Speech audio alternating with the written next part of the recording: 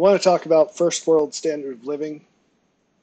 Um, I have a lot of people living in my house, it seems like, to me, who pays the bills.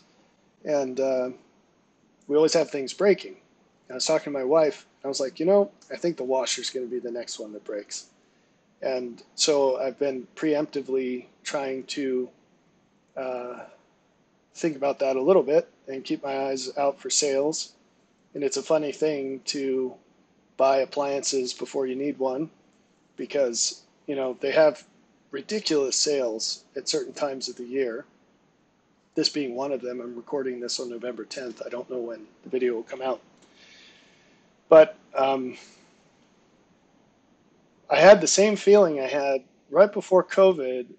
I was I was was in a place where I was actually eating a lot of fast food because of not because of it. It ended up being a choice that had to do with my work situation, and I was enjoying the dollar menu, and I was at the drive-through one day, and I knew that this wasn't going to continue, that things were about to change, and then of course COVID and the lockdowns happened.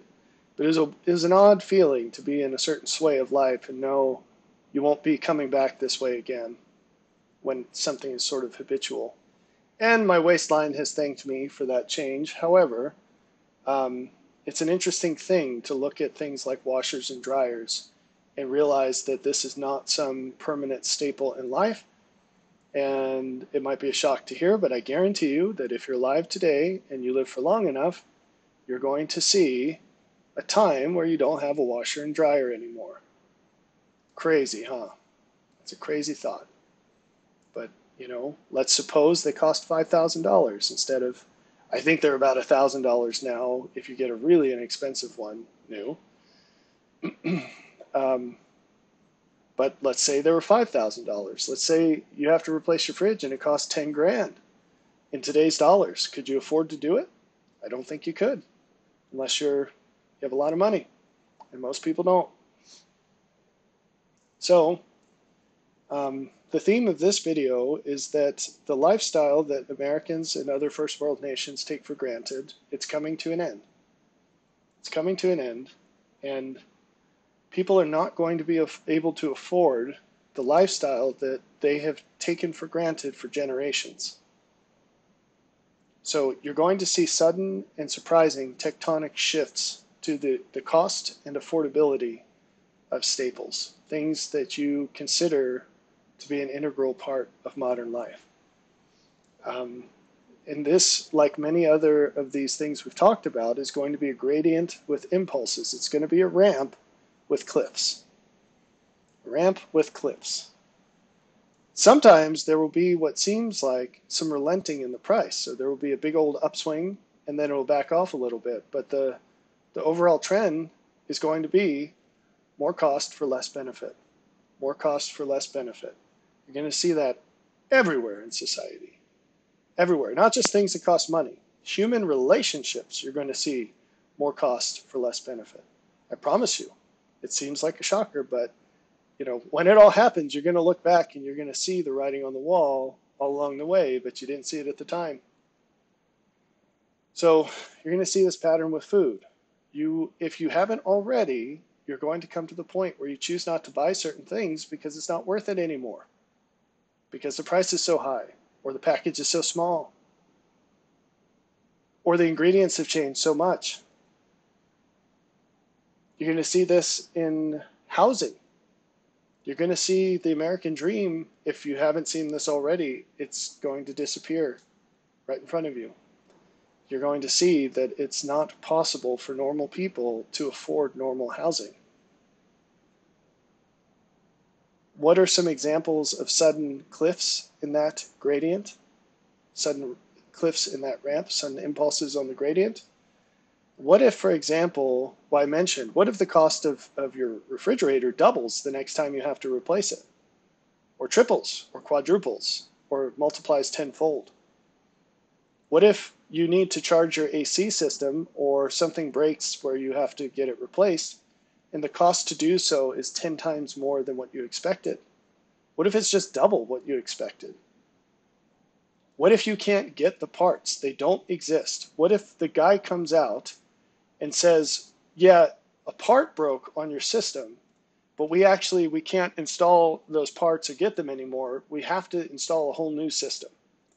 And that's going to cost 10 times more than what you thought you were going to pay. What about cars? Everyone takes transportation for granted. You just jump in your car to go have some fun somewhere. You jump in your car to go buy groceries that someone else grew, that someone else prepared. If sudden increases come to the cost of transport, if they're high enough, they will suddenly change your behavior. Or even if they happen slowly over time, you will reach a point where you make the change and you say, we just can't do this anymore.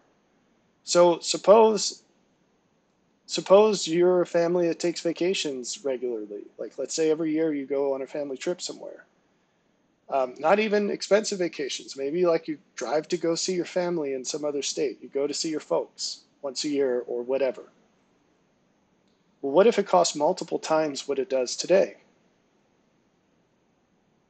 What if these changes are so dramatic that you can't justify your 45-minute commute to work anymore?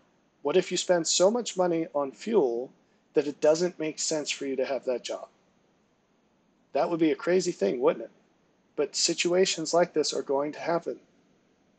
You know, you're going to have situations where people get a job at the corner store, at a gas station that's within walking distance, because it costs so much money to drive to a place that pays more that it doesn't make any sense. And what's that going to do for all the places that now, I mean, they're already struggling to get employees. They're going to close left and right. And now what happens, you know, it's one thing if that's a fast food joint and now that shuts down. It's like, well, okay, everyone's going to be a little healthier. Great. But what if it's the place that manufactures flooring for all parts of the United States of a certain type of flooring, and workers can't afford to go there anymore for work? The only thing they'll be able to do is increase pay, and then that has to get transferred to the consumer. And that means that far fewer consumers can afford the product, and certain, in fact, many products have a threshold of volume that they have to stay above to be profitable.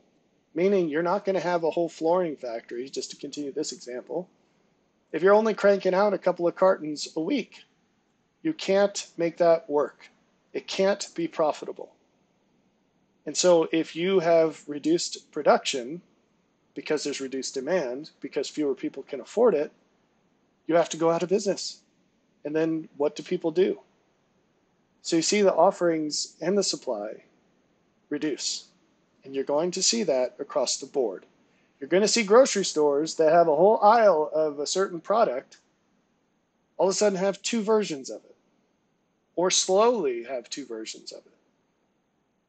And what used to take 4 aisles will now take 1 aisle. When you go to a store that has clothing, and it used to be chock full of clothes, and then there was like a huge pile of clothes on clearance. There's going to be fewer clothes on clearance and much more space between the products because they can't fill the whole store. And when they build new stores, if they build new stores, they're going to be smaller. Or they'll shrink the store and remodel it and rent out the other side because they can't fill the floor space.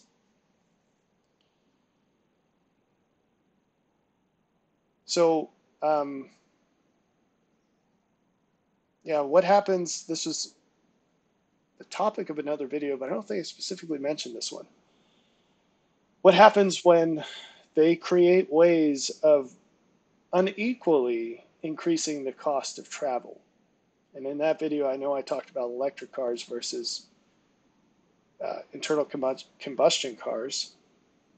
However, what about things like if they applied the crazy way they do property taxes to travel? So people who have more pay more.